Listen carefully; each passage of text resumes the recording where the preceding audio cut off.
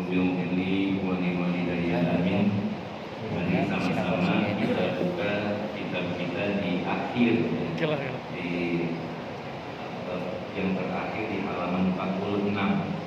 Ini kitab Safinatul Najah. Kita insyaallah kita hatamkan di malam hari ini. Nanti insyaallah untuk ganti kitab, tetap kajian kita ada beberapa kitab yang memang kita masih yang standar dulu gitu ya.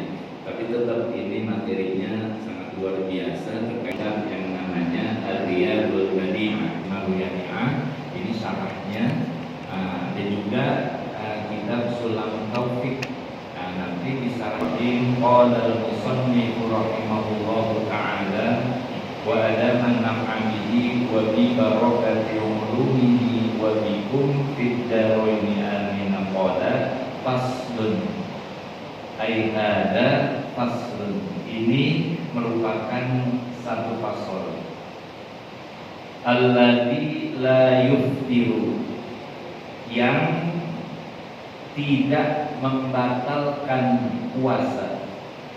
Ada beberapa perkara yang tidak membatalkan puasa, mimma yasilu ilal jaufi. Ini dengan sebab sampainya sesuatu ke dalam rongga. Pada hakikatnya para jamaah sekalian, hal-hal yang membatalkan puasa adalah asalnya masuknya atau sampainya sesuatu ke dalam rongga tubuh itu pasti membatalkan membatalkan puasa. Ini tentunya pada saat siang hari, pada saat kita sedang berpuasa. Tapi ada perkara-perkara yang memang sesuatu itu masuk ke dalam rongga tapi nggak batal, gitu. Nah, ini dijelaskan oleh pengarang kitab Sab'atu Afrodin, ada 7 bagian, ada 7 perkara. Apa yang pertama? Mayasilu ilal jaufi binisyanin, sesuatu yang sampai ke dalam rongga, masuk ke dalam rongga, binisyanin, baknya ini namanya bak sababiyah, sebab ya. Sebabnya karena lupa ya. Kita kan kalau puasa kemudian makan dengan sengaja, mulut ini kan rongga ya. Kita masukkan sesuatu dengan kita sengaja, kita tahu saat puasa kan itu batal. Tapi karena ini lupa ya. Yang namanya lupa, ini ada hadis Nabi yang mengatakan rufi'al qalamu an salasin. Rufi'al qalamu itu pena itu diangkat, maksudnya tidak dicatat satu kejadian apa yang dilakukan oleh hamba Allah, nggak punya taktik pembebanan hukum ya. Ini ada 3. Artinya seseorang nggak dicatat perbuatannya lantaran karena ada 3 hal ya. Anin naimi hatta yastaiqizo, kata Nabi. Orang kalau lagi tidur ya, itu nggak ada pembebanan hukum, kagak dicatat dia ya. Hatta yastaiqizo, sampai dia bangun. Artinya nggak ada pembebanan hukum tuh. Misalnya kita jam 11 tidur ya. Yang namanya tidur mungkin kagak ada yang bangunin nih ya. Kagak ada orang di rumah. Tidur dari jam 11 sebelum zuhur dia tidur. Kemudian mungkin saking lelahnya bangun jam 4, berarti kan zuhurnya lewat tuh. Itu dia tidak ada pembebanan hukum, tidak kena dosa sebab meninggalkan sholat. Tapi tetap dia ini kalau dalam mazhab ahlu sunnah untuk tetap mengkodoknya. Tapi kodoknya bagaimana? Kodoknya ini bukannya fauron, bukannya segera, tapi tarohi ya. Artinya entar-entaran boleh. Tapi kalau lantaran dia meninggalkan sholat, di mana otaknya ini berfungsi dan dia sadar meninggalkan sholat, nah itu kodoknya namanya fauron, segera. Ya, nggak boleh ditunda-tunda. Kalau dia mengkodok sholat ditunda-tunda lantaran meninggalkan sholat karena sengaja, dapat 2 kali dosanya. Tapi kalau seandainya ini dia faktornya tidur, nah maka dia boleh, artinya untuk menundanya, mengkodoknya di waktu tarofi, di waktu dia sangat luas waktunya. Tapi ini jangan dijadikan sebuah alasan. Masa kita tiap pagi kesiangan sholat subuhnya, kan jangan sampai begitu ya. Nah, ini tetap kalau sewaktu-waktu kita lelah misalnya, itu namanya uzur ya. Tapi kalau dalam setiap hari kita bangun subuh kesiangan mulu, ini perlu kita pertanyakan juga ya. Artinya keimanan kita mungkin sedang menurun. Itu yang pertama, rufi al-qalam an salasi an-minna ini hatta yastaiqiza, orang tidur sampai dia bangun. Yang kedua kata Nabi, yang namanya pena itu diangkat, artinya tidak dicatat amal seorang itu anis sobiyi hatta yahtalima. Yang kedua adalah ketika anak kecil itu sampai dia yahtalima, ini artinya mimpi basah, artinya sampai baligh. Makanya ketika anak kecil itu ada wacana di kalangan ulama, kalau dia melakukan kebaikan itu buat siapa pahalanya? Ini mengatakan bahwa anak kecil itu tetap punya nilai pahala, termasuk orang tuanya. Jadi dua-duanya dapat. Mandalla ala khairin falahu misla ka'ajri fa'ili. Orang yang menunjukkan kebaikan kemudian dikerjain sama ini anak, dia orang tuanya termasuk mendapatkan ganjaran pahala. Dan ini anak juga termasuk mendapatkan pahala. Yaitu ketika pada saat Nabi berhaji, di situ ada seorang ibu-ibu, ya, dia mengatakan bahwa seorang ibu-ibu mengangkat anaknya. Kata ibunya, ini anak, ya, anak ini alihada hajjun, apakah anak ini punya mendapatkan ganjaran haji, pahala haji? Kata Rasulullah, na'am walaki ajrun, dan engkau juga mendapatkan pahala haji. Kenapa? Membiayai hajinya. Nah, ini termasuk bukti bahwa anak kecil itu punya nilai pahala juga ya. Nah, ini berdasarkan hadis. Ada juga yang mengatakan bahwa anak kecil tidak mendapatkan pahala. Karena apa? Dia belum mumayyiz. Karena belum mendapatkan limpahan taklif, pembebanan hukum, belum bisa menerima pahala, belum bisa menerima dosa. Maka pahalanya ada yang mengatakan itu kepada orang tuanya. Nah, ini namanya anis sobi hatta yahtalima, sampai dia balik. Orang laki bisa balik ihtilam di bahasa. Kemudian yang ketiga, diangkat pena itu adalah wa'anil majnuni hatta yakila. Orang gila sampai dia sembuh gilanya, sampai berakal kembali. Nah, orang gila bagaimana mendapatkan catatan hukumnya gitu ya. Nah, ini karena dari hadis Nabi ini termasuk orang yang tidur, nah itu apa namanya, dia termasuk bagian tidak dicatat. Termasuk juga ketika orang melaksanakan puasa, termasuk kaitannya dengan lupa. Lupa itu bagian dari diangkatnya sebagian akalnya. Maka ketika dia lupa, itu semuanya tidak dicatat. Semuanya tidak dicatat. Kenapa? Karena dia merupakan bagian ketika dia makan misalnya, gitu ya, di siang hari dia makan, kemudian dia kondisinya lupa.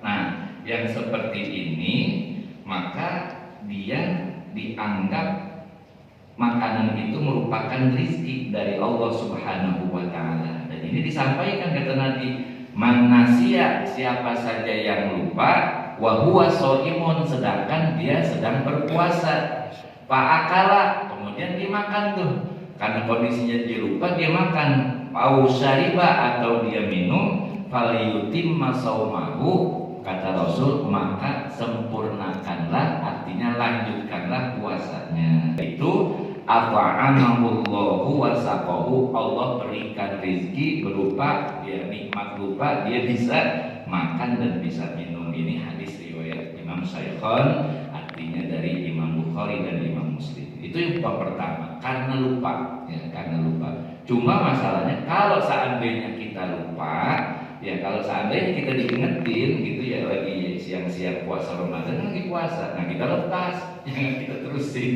Ya.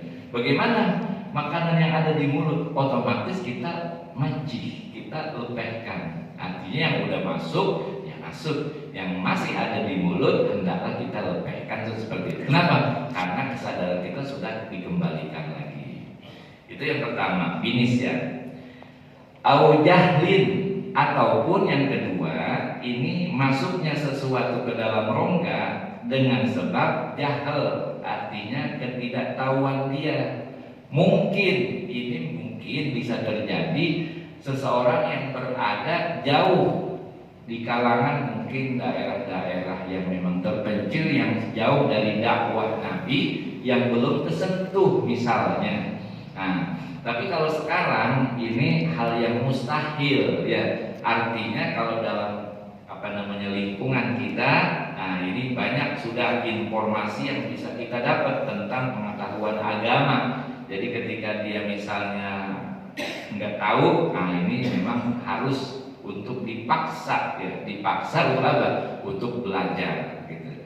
Karena apa? Karena ketidaktahuan. Kalau dulu mungkin iya, karena jalur akses dakwah itu memang sangat luar biasa kesulitannya. Kalau sekarang sudah bisa dijangkau dengan teknologi yang sudah modern ya, transport lebih banyak dan lebih, jangan kita buang ke tempat sajadah, jadi sini aja di baju begitu.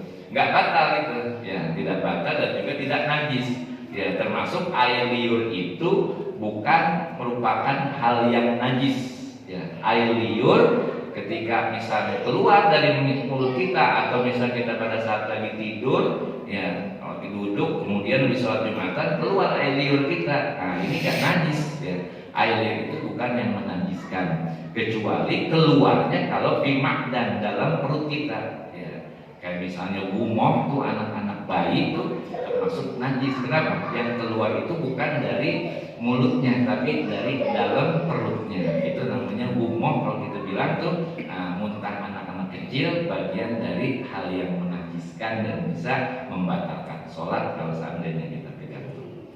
Itu kemudian yang keempat ya, artinya air liur yang mengalir dan itu bercampur dengan sisa makanan, dan di mana ini catatannya kalau memang susah untuk kita lepehkan ya. Tapi kalau mudah untuk kita lepehkan ya wajib. Kalau kita tahu kita bisa melepehkan, kemudian kita sengaja, kita telah dia batal puasa kita ya. Kemudian yang kelima, wama wasola ilal jaufi, dan sesuatu yang sampai ke dalam rongga, walikin. Nah ini sesuatu ini bentuknya gubar korikin, artinya debu jalanan. Korik itu jalanan ya, artinya debu-debu yang terbang, yang memang kecil-kecil kemudian masuk ke dalam rongga kita. Nah ini termasuk tidak membatalkan puasa kita. Kenapa? Karena kecil dan juga kita tidak merasakan itu. Ilaihi, sesuatu yang sampai ke dalam rongga, wa kana gorbalata dakikin. Ini berupa gorbala itu ayakan tepung ya. Jadi seandainya ada ayakan tepung kan tuh alus-alus tuh ya. Kemudian mungkin kita lagi jalan apalagi mangap begitu, masuk tuh ayakan tepung ke dalam mulut kita tiba-tiba, dan kita nggak tahu itu ya, kemudian masuk aja begitu tanpa kesengajaan, nah kita telan, nah itu juga tidak membatalkan puasa kita. Audubaban, atau juga semisal laler, mungkin lagi naik motor di mangap kemudian masuk laler tuh, nah ketelan, itu tidak membatalkan puasa. Ini to'iron tentunya, artinya lalat yang terbang dengan faktor ketidaksengajaan. Beda halnya ada lalat kita makan, itu beda. Ini artinya dari sisi ketidaksengajaan, tiba-tiba masuk. Segala apapun yang masuk ke dalam rongga kita, ini tanpa kesengajaan, itu termasuk bagian yang tidak membatalkan puasa kita. Nah, ini pada bab yang terakhir di khataman kita, kitab Safinah, perkara-perkara yang tidak membatalkan puasa dengan sebab masuknya sesuatu ke dalam rongga. Ini pada dasarnya saya sampaikan bahwa memang yang namanya rongga, segala sesuatu yang masuk ke dalam rongga itu bisa membatalkan puasa. Tapi memang rongga ini ada dua, ada rongga dalam, ada rongga luar. Kalau kaitannya sama hidung, misalnya nih, mohon maaf, kadang-kadang kan kita memang bersihkan hidung itu ya, kotoran-kotoran yang namanya debu kadang-kadang masuk menjadi keras yang kita sebut dengan upil tuh. Itu bagaimana sih seandainya kalau kita upil batal enggak sih gitu ya? Itu Syekh Zainuddin Al-Malibari dalam kitab Fathul Mu'in bahwa menyatakan itu tidak membatalkan puasa. Meskipun ini rongga, tapi ini disebutnya rongga luar. Seandainya kita ngupil begini, itu mengeluarkan sampai khoisum namanya di sini, batangnya nih paling atasnya khoisum. Kalau kita mengupil sampai sini, ya artinya mengeluarkan sesuatu kotoran itu tidak membatalkan puasa kita. Beda halnya kalau seandainya ini dalam telinga kita. Kalau bagian luar sini di telinga kita memasukkan sesuatu mungkin dengan jari, nggak ada masalah. Tapi kalau seandainya memasukkan dengan cotton bud kata gitu ya, itu bisa juga membatalkan. Kenapa? Karena udah masuk bagian dalam. Tapi kalau misalnya rongga hidung ini sampai di sini nih, tempat memasukkan air istinsyak kita, itu tidak membatalkan puasa kita. Meskipun ini kita masukkan tangan kita, ya. Ini sampai sini, nah itu nggak ada masalah menurut Syekh Zainuddin Al-Malibari. Jadi kalau seandainya kita mupil bagaimana ya nggak batal, gitu. Karena apa? Dia bagian rongga luar. Kecuali kalau sampai kemarin terus atas, di atas khoisum, tapi nggak mungkin kita yang namanya sampai sini, kecuali di bagian telinga di sini nih. Kalau telinga ini ada bagian luarnya yang menggunakan jari kita itu bagian luar. Tapi kalau misalnya kita masukkan cotton bud, ya cotton bud udah lebih masuk lagi, nah ini bisa membatalkan pahala puasa kita gitu. Termasuk juga pada saat kita suntik. Kalau suntik itu kan dia bukan namanya rongga, bukannya manfaz ya. Yang namanya manfaz itu adalah lubang yang terbuka. Tapi kalau dia suntik, nah ini dengan jarum, bagian-bagian pori itu bukan disebut sebagai manfaz ya. Itu tidak menjadi membatalkan puasa. Termasuk kehormatan kemuliaan Nabi Muhammad Al-Wasim. Al-Wasim itu dijelaskan Al-Hasanu khalquhu, yang baik, yang bagus, yang tampan bentuknya, penciptaannya. Ya. Ini disebutkan bahwa memang launuhu sallallahu alaihi wasallam, bahwa Nabi kita Muhammad sallallahu alaihi wasallam di dunia nih Nabi kita Muhammad sallallahu alaihi wasallam itu kulitnya itu abyadhu musarroban bi humratin, warnanya putih bercampur dengan merah gitu. Jadi campuran putih dengan merah itu ketika Nabi Muhammad ini dijelaskan ketika beliau masih hidup berada di dunia, kulitnya putih bercampur dengan kemerahan gitu. Tapi wafil akhirati, nanti di akhirat kita melihat Nabi Muhammad itu launuhu asfaru, warnanya kuning langsat. Nanti kita melihat Nabi kita Muhammad SAW kalau di dunia putih kemerahan, tapi ketika di akhirat ini bahwa Nabi kita Muhammad nanti ketika kita lihat itu warnanya kuning langsat. Ini kita mohon kepada Allah Subhanahu wa Ta'ala karena pengarang kitab dengan kemuliaan Nabi Muhammad yang bentuknya paling bagus tuh, yang nggak ada duanya, ya kan aku minat dunia, dari dunia, artinya mengeluarkan aku di dunia, maksudnya agar aku ini meninggal musliman. Dalam kitab ampuni aku, ya termasuk mengeluarkan aku ini dalam keadaan Islam, juga buat kedua orang tuaku.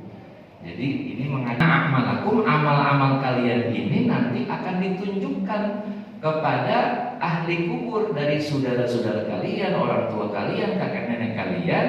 Itu diunjukin ke amal-amal kita, dibawain sama malaikat nih, keturunan ente kerjaannya begini gitu.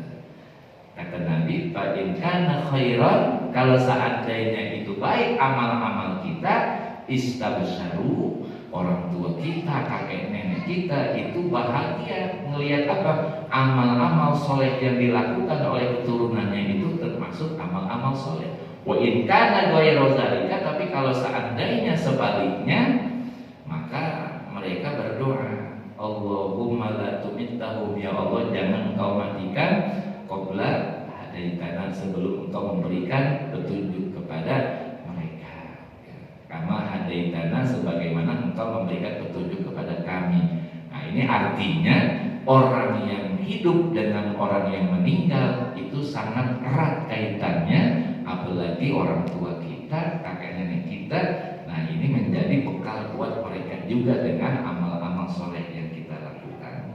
Nah, ini termasuk wawalidayya, ya artinya kita, engkau ya Allah mengampuni dosa-dosaku bisawab, dan hanya Allah lah yang maha mengetahui bisawab dengan kebenarannya.